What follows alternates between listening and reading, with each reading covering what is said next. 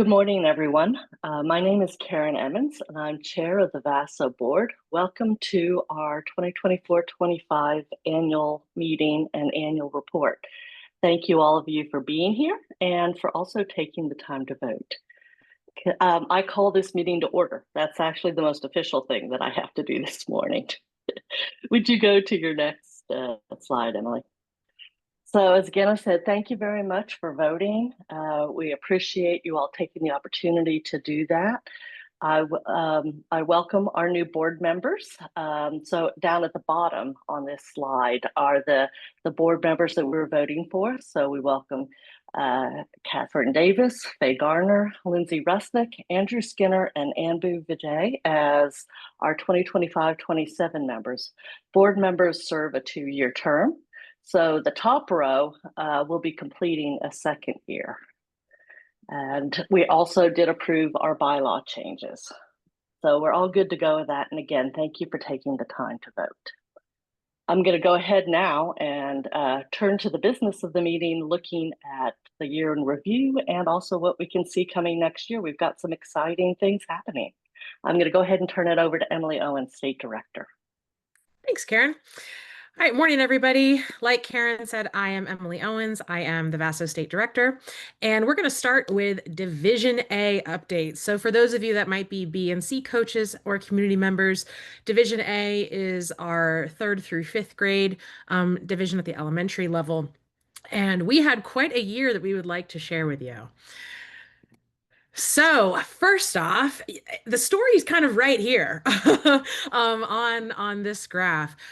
We saw a gigantic increase in the number of student participants this year in Division A, which was awesome. We had over 1,400 students participating in our Division A tournaments. This is largely due to the commitment from Fairfax County Public Schools to have all of their Title I elementary schools field at least one science Olympiad team.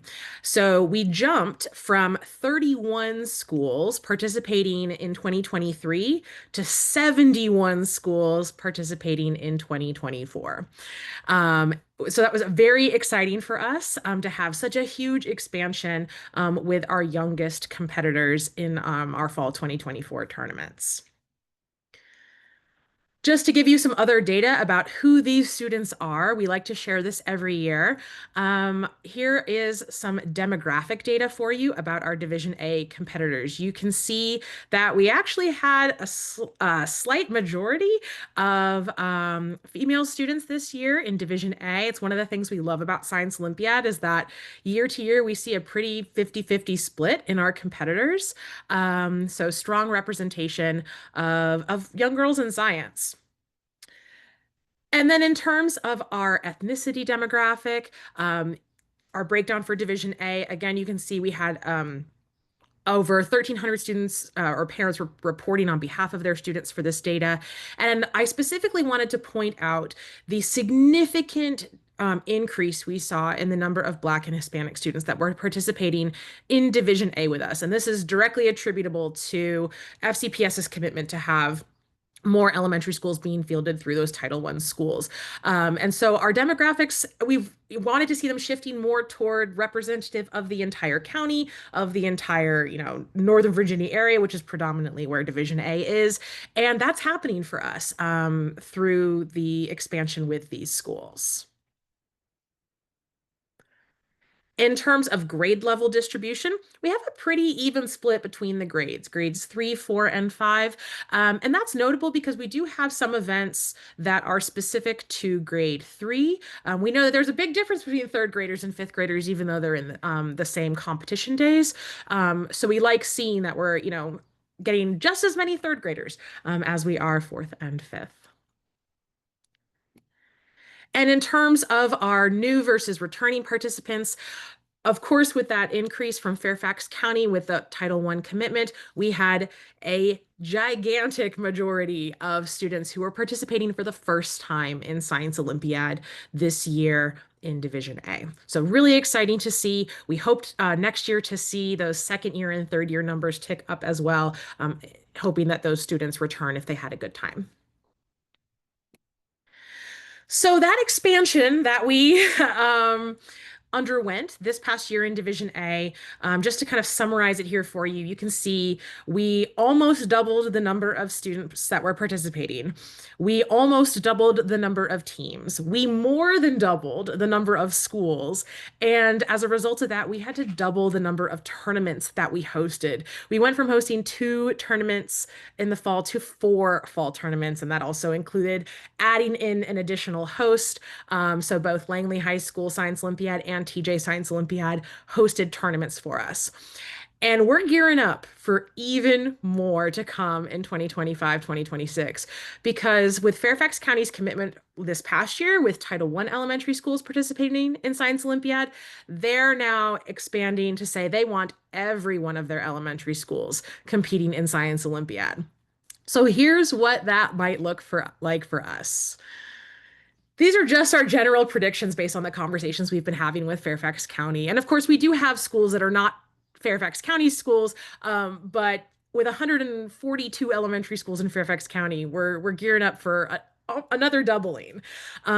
This could mean over 2,400 students, over 220 teams, over 150 schools. And so with that comes a significant change that we are making for Division A in the next season, which is to move to spring tournaments that will happen after the Division B/C Virginia season. And we're going to be trying a new model. With Division A based on feedback from coaches, where we're going to be hosting 8 tournaments over the course of 2 Saturdays in April.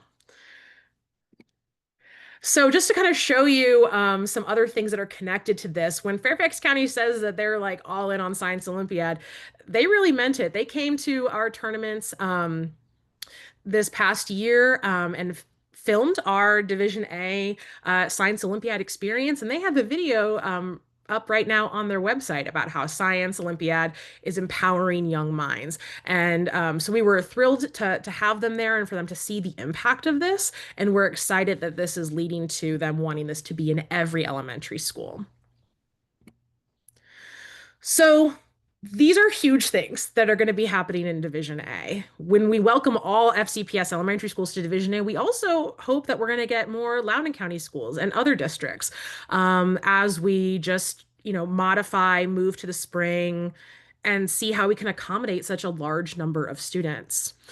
The move to the spring is definitely aimed at giving teams more time together in the school year. We've actually done spring tournaments in the past for Division A. We've tried a number of models based on the needs of the Division A group, right? We've used high school students to often be many of our event supervisors, and sometimes they're more available in the fall, but we're committing to the spring so that we can have elementary schoolers have more time and really dive deeply into the competition and have a full year experience with it. And we're hoping by moving it to after the BC season that we're going to get even more high schoolers interested in continuing their Science Olympiad through the duration of their school year and coming out to volunteer for us.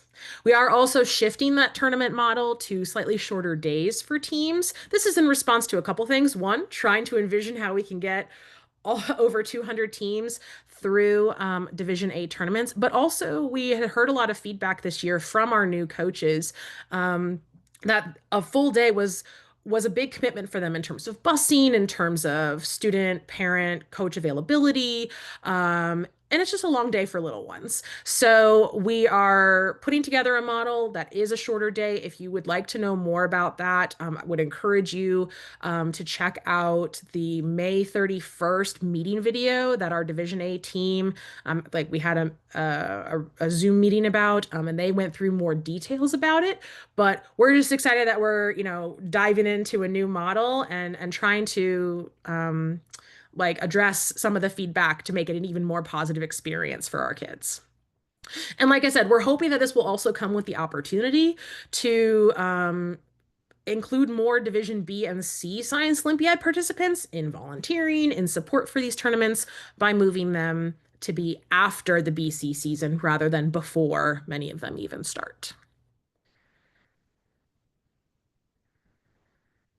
We've also already announced the general events for Division A for 2026. The rules for this will be posted on September 2nd, but for right now, you can kind of see what we've got ahead to look forward to. So just like in years past, we will still continue to have third grade only events that only third graders can compete in, and then the all grades events, grades 3 through 5. We have a good mix of written events with and build events. We've got some chemistry events. So really looking forward to hosting all of those in what will be probably the largest tournament days we've ever run in VASO. Um, so with that, before I move on to BC, are there any thoughts or questions that people wanted to share about Division A?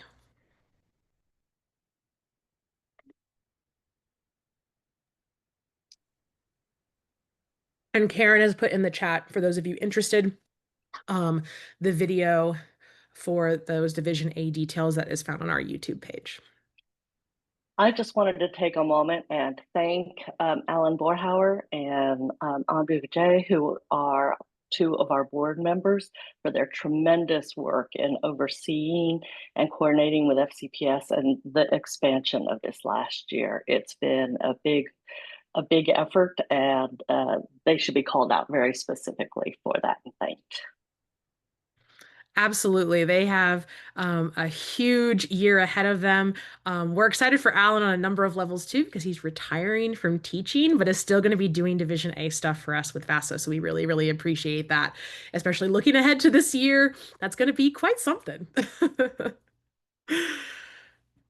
All right. Well, I'm glad we see some excitement in the chat for this Division A change, expansion opportunity. And we're looking forward to what spring 2026 holds for us. On to divisions B and C. So this is grades 5 through 12 for us. So for those of you that may not be familiar with BC, the fifth graders that are in Division B do not compete in Division A, so they are separate. But this goes all the way up through our high school students. So here's a picture of where we were at in terms of our teams in this Division B and C. We had our biggest year ever. Just like we did in Division A, we had our biggest year ever in Division BC. We had almost 200 teams competing for Virginia. The most we've ever had in B at 91, the most we've ever had in C at 106. So even when we're not even throwing our efforts into major expansion in B and C because we were so focused on A, we still had a bunch of new teams join us, which was so, so exciting. If you want to know how that compares to other states across the country, this map is available on the National Science Olympiad website. It doesn't show the split between B and C, but you can get a picture for how Virginia falls in terms of the size of our programs. So at 197, we're smaller than Texas, but bigger than Indiana. And so you kind of get an idea of where we land. And that's notable, as some of you likely know, because of how that impacts our ability to send teams to nationals. And we were able once again to send two teams in Division B and two teams in Division C to the national tournament this year. So 60 teams, for those of you that are new, 60 teams compete at nationals every year. This year they were at the University of Nebraska-Lincoln. Sending two teams in a division is never guaranteed year to year. It's completely dependent upon the size of our program compared to other states. So in Division B, like the top 10 programs get to send a second team approximately. And then in Division C, the top 10 programs get to send a second team. In Division B, we were once again the 10th biggest in the United States. So we knew by the state tournament pretty much that we were going to be able to send two Division B teams. They were Longfellow Middle School and Cooper Middle School, who represented us very well at Nebraska.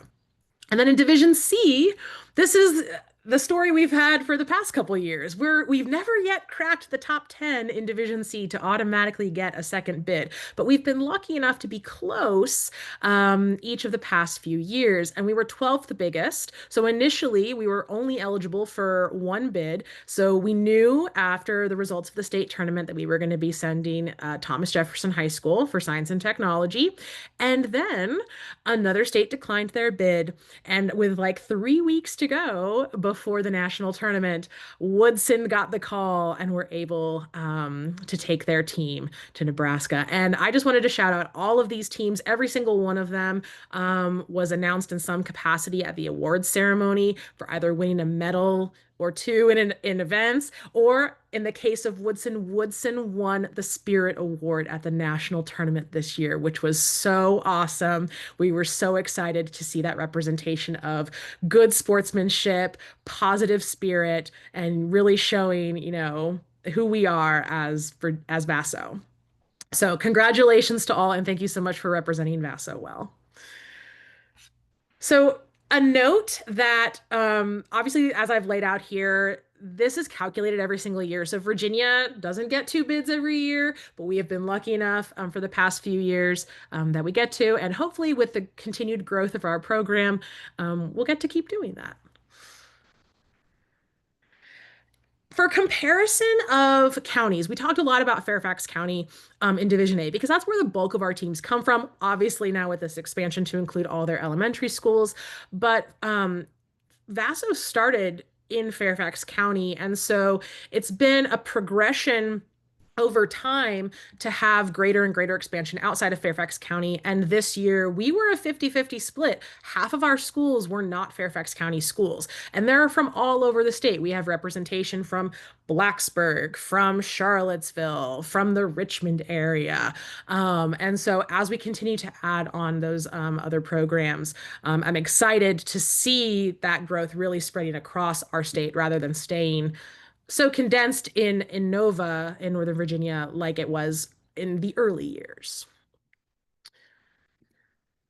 Along with that, we are definitely aided by our outreach initiative. So we have an anonymous individual who funds this initiative for teams that are established outside of the Northern Virginia area. They pay the registration costs for starter B and C programs. So it's got to be a middle or a high school. They have to be in their first or second year in Science Olympiad, and they just can't be located in any of those Northern Virginia listed districts. We had 4 new schools join us under this initiative this year, including Waynesboro High School, Miller School of Albemarle, Hidden Valley Middle School, and Blacksburg Middle School. So yes, we got our first 2 middle school programs down in the Blacksburg, Roanoke area. So very excited for that. We also had some teams returning for their second year under this initiative, including Cave Spring, Albemarle, and Varina. And we are hoping to see more continue to crop up through this initiative. So we really appreciate the individual who funds this and makes this possible for these teams to get a taste of Science Olympiad and see what the fun is. Some demographic data for you, just like we saw for Division A. Once again, we're pretty much really close to a 50-50 split in terms of our male to female students, something again that we're very proud of. We love to see girls representing, especially, when data shows that as they get older in middle and high school, the general trends, unfortunately, are still that they veer more away from science than male students, but not in VASO. So that's really exciting for us, and I just love to hype that up every year. In terms of our ethnicity demographics, we are hoping that we're going to see some of the trend that's coming from Division A begin to trickle upward to Division B and C, with having our demographics be more representative of the areas that we are serving, specifically with that large group in Fairfax County coming up through the elementary schools.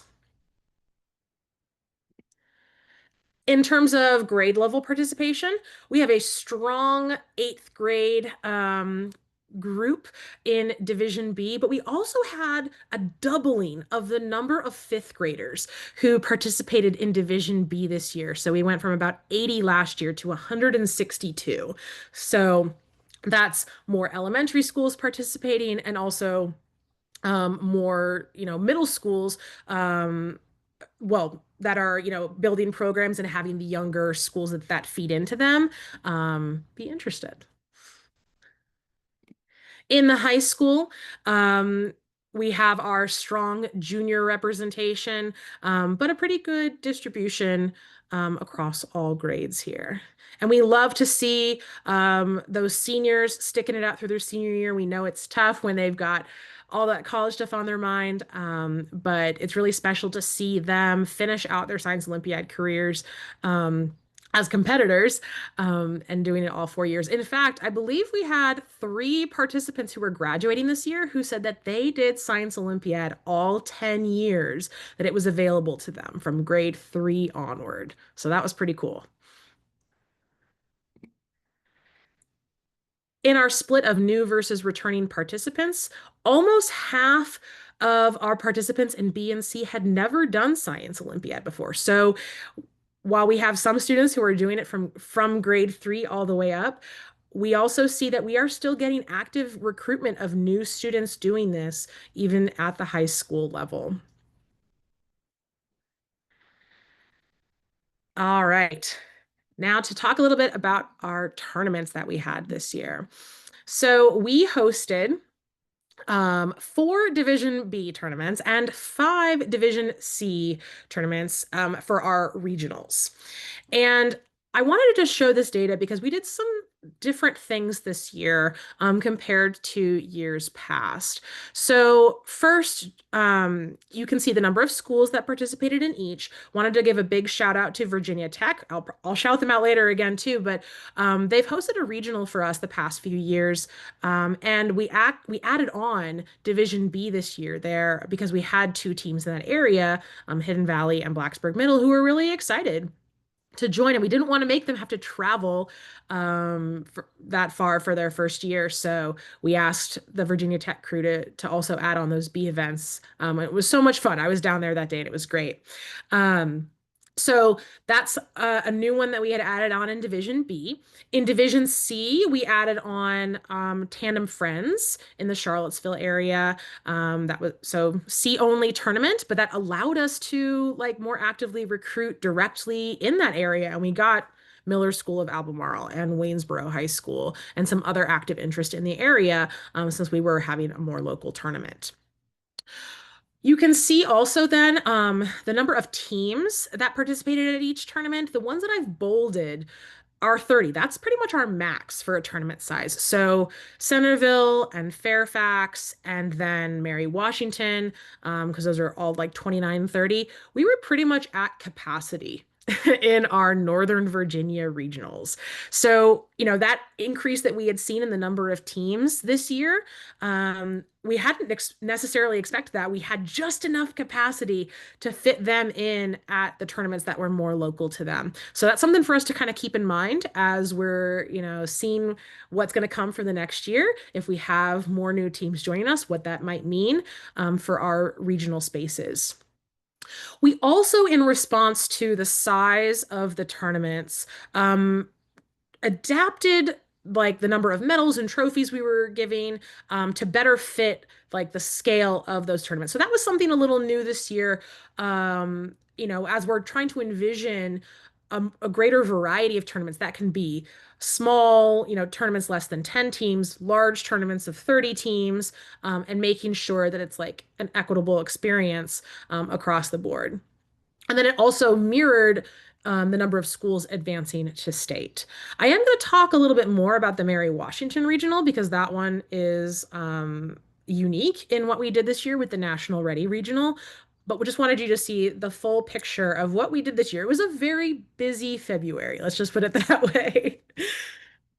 So for the Mary Washington Regional, for the first time ever, we made this our National Ready Regional. This was an idea that we had seen from North Carolina Science Olympiad, and we were really intrigued by it, and decided to try it out this year and see how it went. So for those of you that didn't attend that regional or are new, normally for our regional tournaments, we run a slightly smaller slate of events than we do at the state tournament. So at the state tournament, we run all 23 of the national level events, sometimes some trial events. But at regionals, we're usually running fewer than 20 in a division.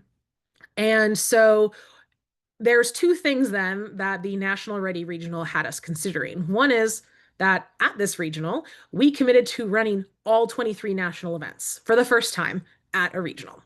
That was a big endeavor, but it was cool to give those experiences to those teams who wanted them in those events that they otherwise wouldn't have seen until the state tournament.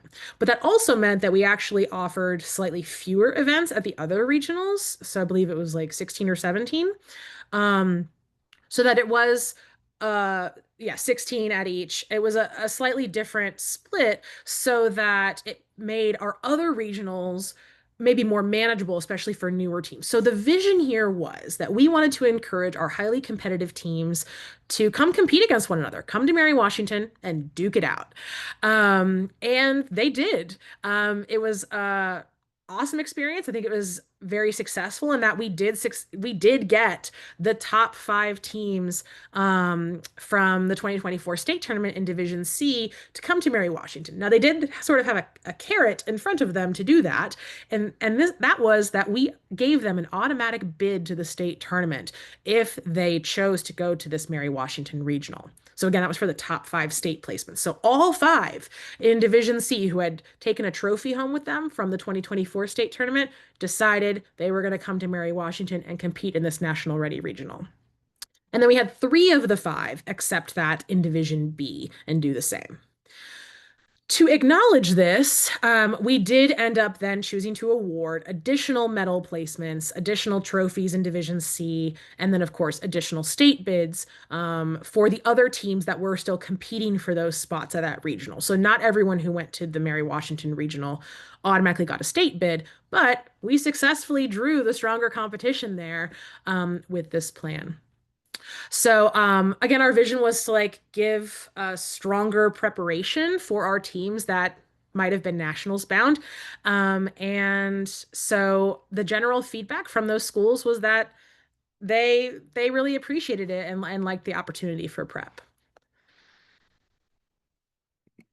Right. Leading then into the state tournament, we once again were at University of Virginia, hosted this year by the Science Olympiad at UVA group. And we had 23 Division B teams and 24 Division C teams compete at UVA on March 29th. But we also had some additional people come and compete. So this was a continuation of something that we had started last year. We had had such a positive response to the gold bids last season that we brought them once again this season. So a gold bid was an opportunity for team members who had won gold medals at the regional tournaments to compete at the state level, even if their team had not qualified for state as a whole. So we had 8 gold bids, 4 in Division B and 4 in Division C. So that gave students from new teams, smaller teams, developing teams a chance to compete at state in the events that they had won the gold medals in at their respective regional tournaments. So we had quite a crew of students coming to UVA and competing at the state tournament, and we also had the gold bid students if they wanted to compete in the trial events that we host as well. So all together, we ended up having 54 schools represented at the state tournament with the gold bids because we had 2 gold bids from the same school.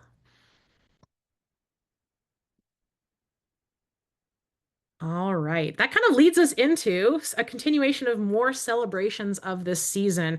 But before I move on to that, I wanted to give a pause for any questions or thoughts about that recap of our BC season.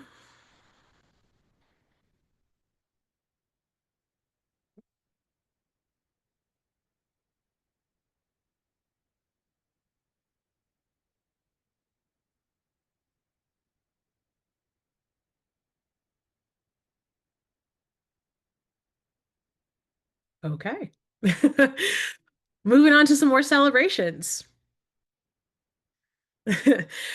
So I'd already mentioned Mary Washington as the host of our National Ready Regional, and I just have to give them a shout out again. They give us absolutely amazing university support. We absolutely could not do that tournament without the support of Professor Michael Stebar, who is in the biology department there. They welcomed us back with open arms. For those of you that might remember from last season, we missed the opportunity to be Mary Washington because we were snowed out, even though there was like basically no snow. But when school districts cancel, what can you do? And so we hadn't been back there technically in 2 years.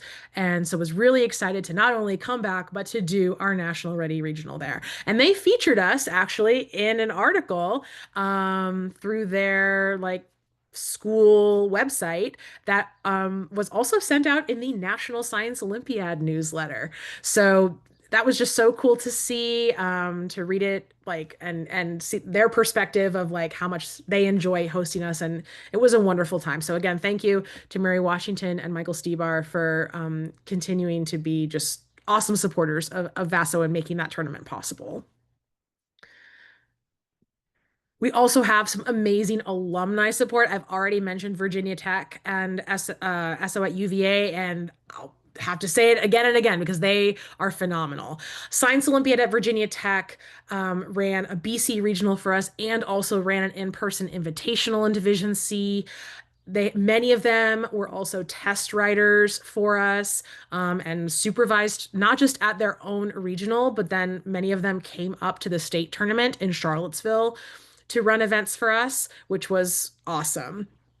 For SOUVA, they staffed our Tandem Friends regional basically completely, which was so great. Makes it so much easier for us to be able to, expand into those areas when we have that kind of support from these enthusiastic alumni. They also ran a satellite invitational, and of course, they helped coordinate our return to UVA for state. Many of them served as test writers and event supervisors for us at the state level. And then we also had just alumni across the board from VASO, not even just from Virginia Tech and UVA, who came out, supported, supervised events for us, wrote tests for us. And we just really appreciate the commitment that we see from our alumni who loved this program so much that they want to now give back on the other side of things when they're in college and beyond. In particular, with Virginia Tech, they as this was around their invitational, their like student media filmed a video that included an interview with Thomas Liu, who is a Science Olympiad alum from Virginia. And he talked about his experience with Science Olympiad. He had kind of reignited the Science Olympiad at Virginia Tech program and getting that invitational and regional running. And it's just a really wonderful video interview and showcase of all the work that they've been doing. Another one that was picked up by nationals and included in their newsletter. So we just so value the work that these alumni are doing for us, and we love that they're getting to showcase that on the national stage. We also, at our state tournament, got to acknowledge and honor some other amazing volunteers. And so this year, we awarded the KW Emmons Volunteer of the Year award to two people. Casey Meeker, who is the Episcopal High School coach, and she does all of our chemistry supplies for like every single tournament, which is a huge undertaking. And we really appreciate her making those events possible for us.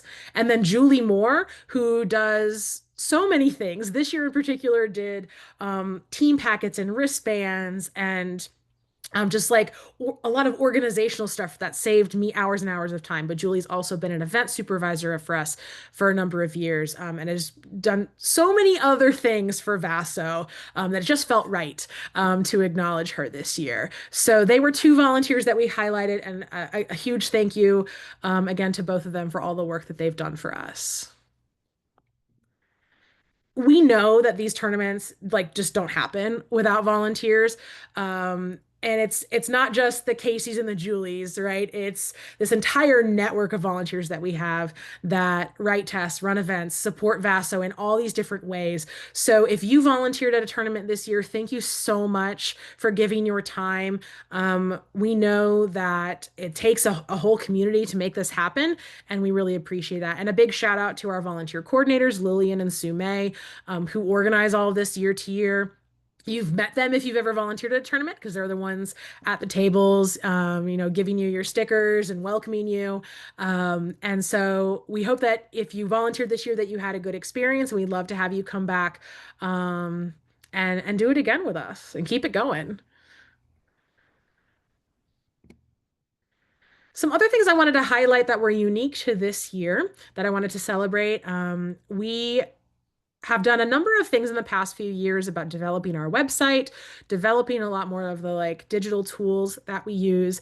And this year, one of the big new things was our resources page. If you have received an email from me this year, I've almost certainly linked the resources page to, and I think I've talked about it in every single video I've made this year, because it really was meant to like consolidate a whole bunch of this BC information in one place for coaches, for event supervisors, for parents. And I think it's been really, really valuable. And so shout out to the Emmonses, particularly Karen, who helps us put this together. It's just a wonderful slate of resources. So some things that I thought were really great additions this year, and hopefully you found them useful. We did start like including PDFs of all the coach emails I sent, so you can always be sure that like you've received the correct information. We had some FAQs that we posted about appeals and impound.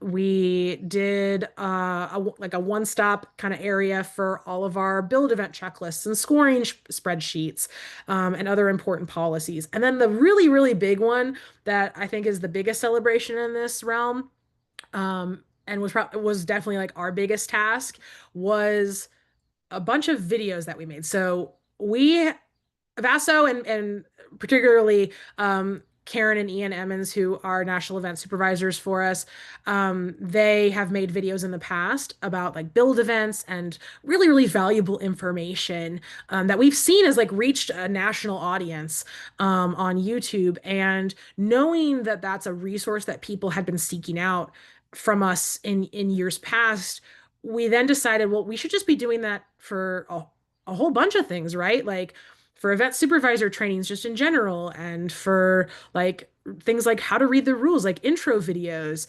And so this fall, Karen and I started, making some of these videos and making playlists for coaches, event supervisors, mentors, and parents. We'll already have to be updating some of them for next year based on changes, but I think it's been really helpful that I can like direct people to this page or to these videos. Try to keep them short, right? So it's not like you having to watch a 2 hour meeting about just to get one topic. So that is something that we're going to continue to develop and add to. But I think that's been a huge addition for us. And hopefully you have found them useful too, especially those of you that are new to Science Olympiad. Another celebration that I wanted to point out is our we offer discounts for schools that have a significant proportion of economically disadvantaged students and families. This is funded in part by a grant that we have through Northrop Grumman, and this data here, where we had 60% of our teams paying full price. For comparison, last year we were at 85%. So that drastic change, where we had way more teams being eligible for our 50% discount, definitely is directly tied to the Title I school initiative in Fairfax County. And we're just thrilled that we're able to offer them those discounts, to, help their participation increase in these opportunities, because we know how important that is for those students, to have access to that. So we hope that these teams will still be able to commit to this year to year and continue to take advantage of that opportunity. All right, so now what you've all probably been waiting for, which is what about next year? That was last year. Like, what's next? Let's start with the events. You've probably already seen this. It was posted in early May by National Science Olympiad, but here it is.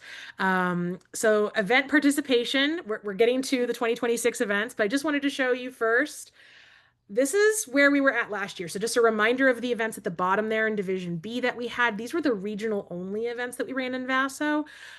So things to point out, right? Like fossils was in its second year, wind power was in its second year, optics was in its second year. So those are going to be rotating. But the actual graph part of this graphic shows you what percent of teams skipped these particular events at regionals. And we just always kind of find that interesting to see, what people are gravitating toward, what teams are deciding to do. When we get together in the summers as a board, we often think about what events might be more or less popular. But it turns out this year that surprisingly, helicopter was one of the ones that was the most skipped for Division B. And maybe that had something to do with, the materials for the event or the amount of, time it takes to build and practice. Um, but um, but yeah, so that's the picture of events that were skipped in our Division B regionals. In Division C, again, we have some events that we know are going to be rotating out, right? Optics, wind power, um, fossils. We've got some changes that we'll see with like ecology. Dynamic planet always gets a new topic. But the builds, right? Those are the ones that were the most skipped at regionals.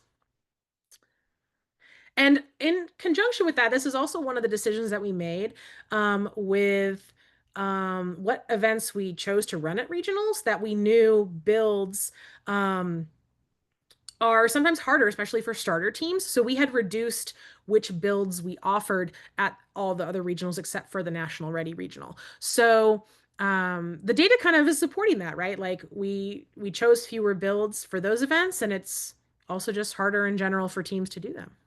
And yeah, so like Deanna's pointing out in the chat as well, some schools that field two or three teams, they'll have one team do electric vehicle, but not their second and third teams. Yeah. So then here are the events that are going to be in 2026. So, as I was kind of pointing out, we know that like optics and wind power are rotating out. And in physics, what we're getting then is circuit lab and machines. And hovercraft is coming back. You can see in life science, we don't have ecology. We've got heredity, designer genes, and water quality is coming back in. In place of fossils, we have rocks and minerals returning, and we have remote sensing coming in instead of geologic mapping and road scholar. And solar system is rotating in place of reach for the stars. In the technology category, we have Boomalever coming in as the efficiency event instead of Tower. And then here's the big one in my mind that might be the biggest surprise if you hadn't seen this slate. Write It, Do It is rotating out of Division C, and Engineering CAD is coming in its place. So all the ones that are bolded are new for 2026 or are rotating back in. They were not part of the 2025 slate of events. For some of them, like anatomy, you can see that, I mean, anatomy is always there, but the topics change. And so those are bolded to show you what the topics are this year. Just like I was talking about with those previous exhibits, VASO doesn't always run all of the events at regionals. And so we may not choose to run this entire slate. We may choose to make some event states only. We may, in years past, we've even thought about, switching out events. So just know that this slate is preliminary, not just for nationals, but also for VASO. So we usually announce our like firm commitments about what's running at regionals versus state. If we decide to do the National Ready Regional again, in September after the national rulebook is officially released.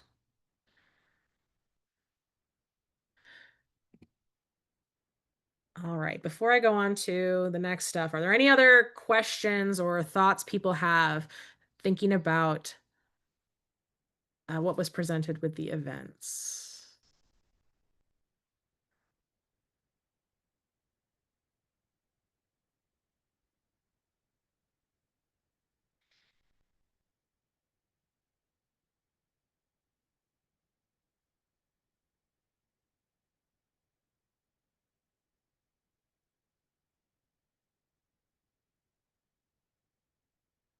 All right.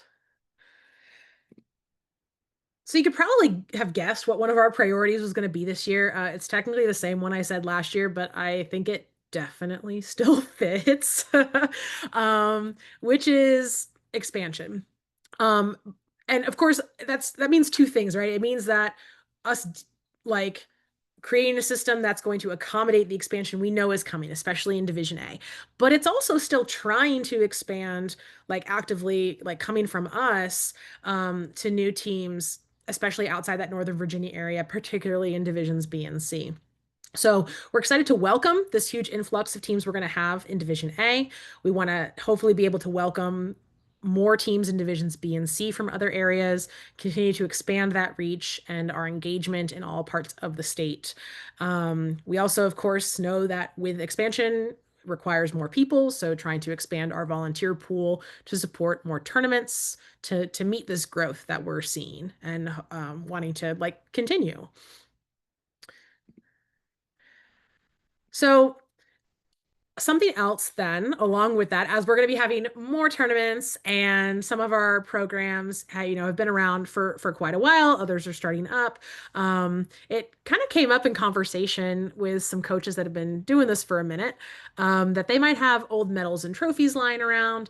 VASO would love to use them. So if you've been coaching for a number of years and you have students who leave behind their medals or you have trophies from many moons ago, if we're looking for regional and state trophies and medals, not the specialty ones like from invitationals. But if you have them, we'd love to recycle and reuse them. Um, that helps us keep costs down, right? We have to buy medals and trophies every year.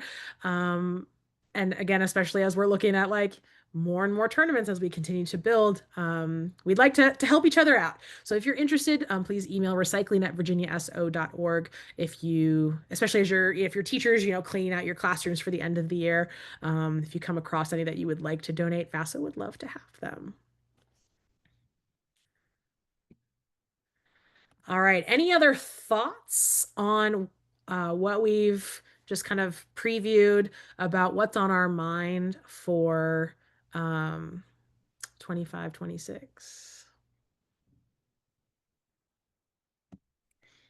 I'm not sure timelines were discussed. Just wanted to. This is my first time for my son, so I'm just trying to understand. So for what division? For seventh and eighth graders. Okay. So timeline for division B and C, this is actually going to be more similar to A this year as well. Rules and events, all that information basically comes out in September. Registration begins in September. Um, our tournaments for divisions B and C are January, February for regionals, and then March, April for state. Okay, yeah, okay.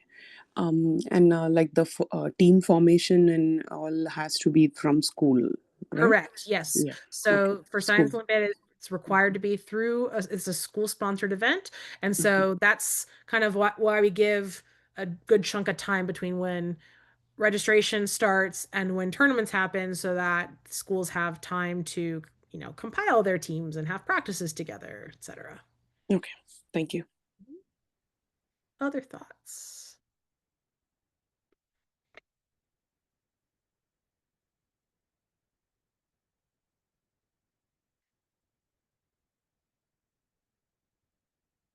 Okay. Then I would like to turn it over to Carl Minton, our treasurer. Okie dokie. I won't bury the lead in our financial statement. Basically, so this is our almost year-end statement. We still have this month to finish out our fiscal year. But not bearing the lead would be that this year we had an unexpected windfall, which was a one-time anonymous donation of $25,000, which is a good thing, but it also meant that, like, our budget was we tried to run a deficit, and clearly we failed because we got a huge donation. So, but that's a good thing. In the absence of that donation, we still actually failed to run the loss that we had anticipated.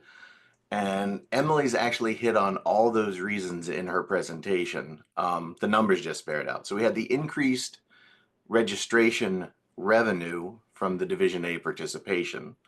Our costs were controlled a little bit because of that, the way that we restructured the number of awards, we wound up actually saving money on purchasing awards.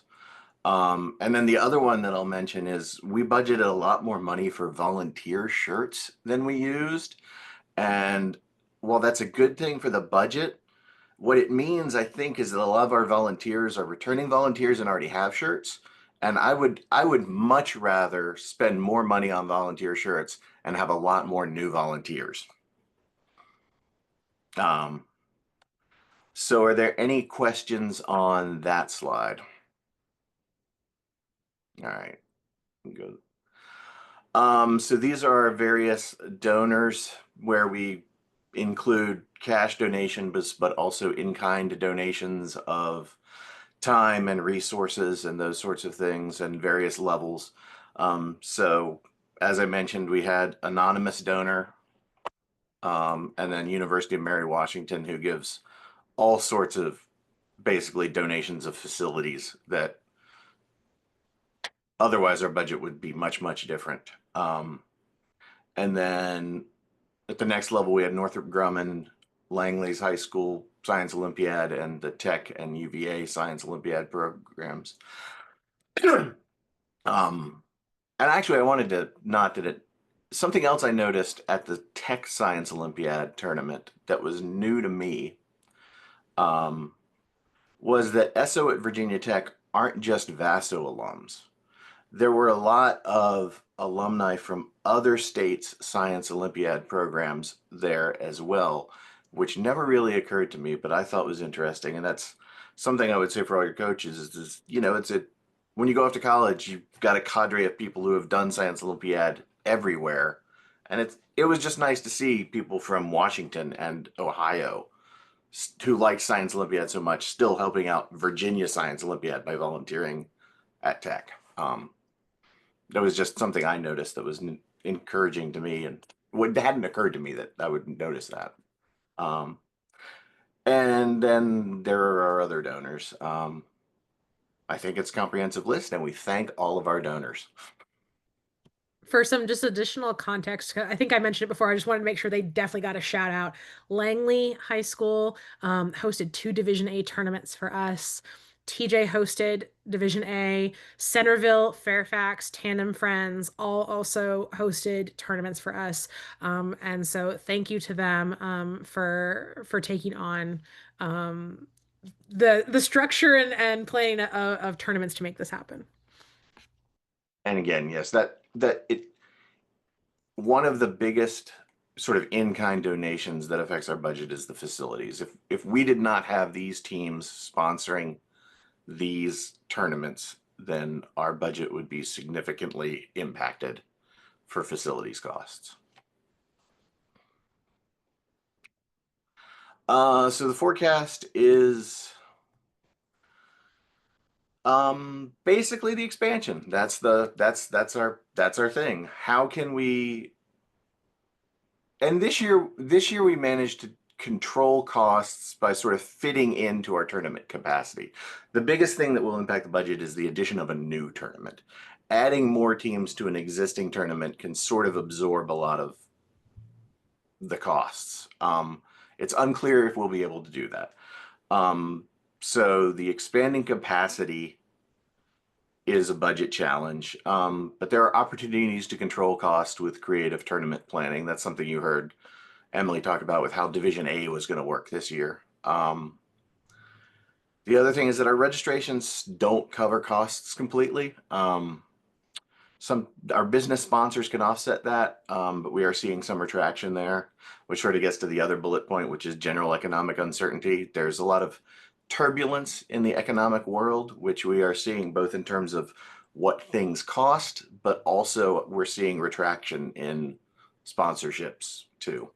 The good news is that we got a one-time anonymous donation, which is very well timed to help us absorb a lot of this uncertainty. And as such, we are not anticipating a fee increase for next season. So any questions on the financials?